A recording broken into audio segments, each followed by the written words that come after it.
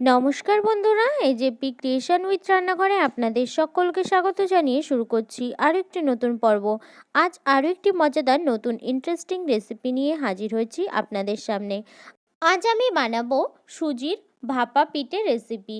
চলুন তাহলে বেশি দেরি না করে রেসিপিটি শুরু করা যাক। আর রেসিপিটি শুরু করার আগে প্রত্যেকবারের মতো আপনাদের কাছে একটাই অনুরোধ, ভিডিওটা প্রথম থেকে শেষ পর্যন্ত দেখতে থাকুন এবং রেসিপিটি ভালো লাগলে অবশ্যই একটা লাইক করে চ্যানেলটিকে সাবস্ক্রাইব করে রাখার অনুরোধ রইল। সুজির ভাপা পিঠে রেসিপিটি বানানোর জন্য আমি এখানে কিছু পরিমাণে সুজি নিয়ে নিয়েছি। সুজিটাকে প্রথমে একটা ব্যাটার বানিয়ে নেব। সুজির মধ্যে প্রথমে দিয়ে দিচ্ছি কিছুটা নুন।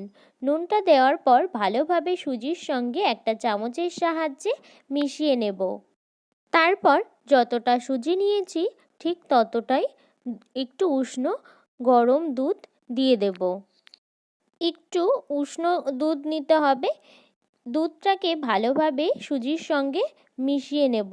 মিশিয়ে তারপর এখানে আমি কিছু সময় সুজিটাকে সেট হতে রেখে দেব। যেহেতু আরও একটু দুধের প্রয়োজন ছিল তার জন্য আরেকটু দুধ দিয়ে দিয়েছি। আর এবার আমার দুধের সঙ্গে সুজিটাকে ভালোভাবে মিশিয়ে নেওয়া হয়ে গেছে। এবার 30 মিনিট থেকে 1 ঘন্টার মতো আমি রেস্টে রেখে দেব। সুজিটা সেট হওয়ার মধ্যে আমি নারকেলের পুরটা বানিয়ে নেব। এই জন্য কড়াই গরম হতে বসিয়ে দিয়েছিলাম। এই পর্যায়ে কড়াইটা আমার গরম হয়ে গেছে। আর আগে থেকে আমি কিন্তু এখানে কয়েকটা নারকেল কুড়িয়ে রেখেছিলাম। এবার নারকেল কোড়াগুলো গরম কড়াইতে দিয়ে দেব।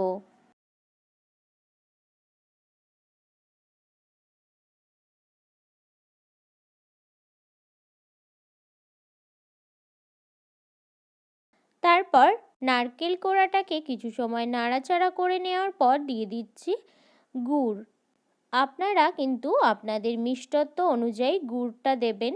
এখানে কিন্তু আপনারা চাইলে চিনিটাও ব্যবহার করতে পারেন। এরপর গুড়টাকে ভালোভাবে নারকেল কোড়ার সঙ্গে মিশিয়ে নেব। এই পর্যায়ে নারকেল কোড়ার সঙ্গে গুড়টা কিন্তু আমার ভালোভাবে মিশিয়ে নেওয়া হয়ে গেছে। দেখুন বন্ধুরা, এই পর্যায়ে কিন্তু নারকেলের পুরটা আমার রেডি হয়ে গেছে। আমি এবার নামিয়ে একটু ঠান্ডা হতে দেব। এই পর্যায়ে নারকেলের পুরটা কিন্তু আমার ঠান্ডা হয়ে গেছে। এবার আমি এভাবে একটু পুর নিয়ে তারপর হাতের সাহায্যে একটু গোল পাকিয়ে এইভাবে কিন্তু আবার চ্যাপ্টা করে নেব। প্রথমে নাড়ুর শেপ দিয়ে নিতে হবে, দিয়ে তারপর কিন্তু এইভাবে চ্যাপ্টা করে নিতে হবে। নিয়ে সমস্তগুলো এইভাবে বানিয়ে নেব। যতটা আমি বানাবো ততটার পুরেই কিন্তু আমার এইভাবে শেপ দিয়ে নেওয়া হয়ে গেছে। আর দেখুন বন্ধুরা, এই পর্যায়ে কিন্তু সুজিটা আমার সেট হয়ে গেছে। দেখুন, আর কিন্তু একটুও জলভাব নেই। দুধটা একদম পুরোপুরি সেট হয়ে গেছে সুজির সঙ্গে। তাই আমি এখানে ব্যাটার বানানোর জন্য আরও একটু দুধ দিয়ে দেব। আর এখানে ভাপা পিঠে বানানোর জন্য আমি বাটি নিয়ে নিয়েছি। বাটিতে আমি একটু তেল ব্রাশ করে নিচ্ছি। তারপর একটু ব্যাটার কিন্তু আমি দিয়ে দিচ্ছি। দেখতেই পাচ্ছেন ব্যাটারটা আমি কতটা ঘন বা পাতলা করেছি। তারপর এইভাবে কিন্তু ব্যাটারের মধ্যে পুরটা দিয়ে দিতে হবে। দিয়ে তার উপরে এইভাবে আরও একটু ব্যাটার দিয়ে দিতে হবে। ব্যাটারটা কিন্তু আমার ভালোভাবে দেওয়া হয়ে গেছে। এবার একটু দেখতে সুন্দর লাগার জন্য বা ডেকোরেশনের জন্য আমি কিন্তু এইভাবে একটু কিশমিশ ছড়িয়ে দিচ্ছি উপর থেকে। বাটিটা কিন্তু আমার সাজিয়ে নেওয়া হয়ে গেছে। আমি এবার ভাপে বসিয়ে দেব। এই যে আমি ভাপে বসিয়ে দিয়েছি, এবার ঢাকা দিয়ে রেখে দেব 10 থেকে 15 মিনিট। এই পর্যায়ে আমার 15 মিনিট হয়ে গেছে। আমি ঢাকাটা খুলে নিচ্ছি। দেখুন ভাপা পিঠেটা কতটা ফুলে উঠেছে আর একদম কিন্তু পারফেক্ট হয়েছে। তো এই পর্যায়ে আমি এবার ভাপা পিঠেটা তুলে নেব, অর্থাৎ বাটিটা তুলে নেব। এই পর্যায়ে আরও একটা ভাপা পিঠে কিন্তু আমি ওই একইভাবে বানিয়ে নেব। প্রথমে বাটিটায় একটু তেল ব্রাশ করে নিয়ে একটু ব্যাটার দিয়ে তার মধ্যে আবারও পুর ভরে নেব। পুর ভরে নেওয়ার পর তার উপরে আরও একবার ব্যাটার দিয়ে কিশমিশ দিয়ে সাজিয়ে কিন্তু ভাপে বসিয়ে দেব।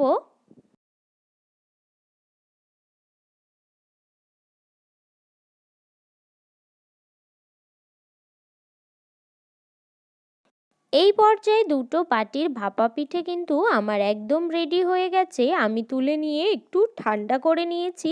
তারপর দেখুন কত সহজেই এই ভাপা পিঠেগুলো উঠে আসছে।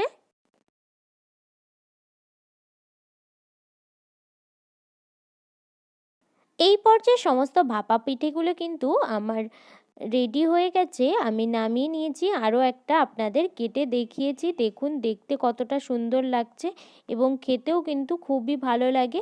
সুজির এই বাটি ভাপা পিঠের ভেতরটাও কিন্তু একদমই কাঁচা নেই, আপনারা দেখতেই পাচ্ছেন।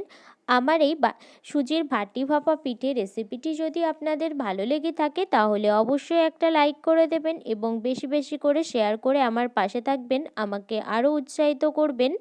আর আপনি যদি আমার চ্যানেলে নতুন বন্ধু হয়ে থাকেন এবং আরও নিত্য নতুন ইন্টারেস্টিং মজাদার রেসিপির আপডেট পেতে চান তাহলে প্লিজ আমার চ্যানেলটিকে সাবস্ক্রাইব করে পাশে থাকা বেল আইকনটি প্রেস করে অল নোটিফিকেশান অন করে রাখবেন, যাতে সমস্ত ভিডিওর আপডেট আপনি ঠিক সময় পেয়ে যান।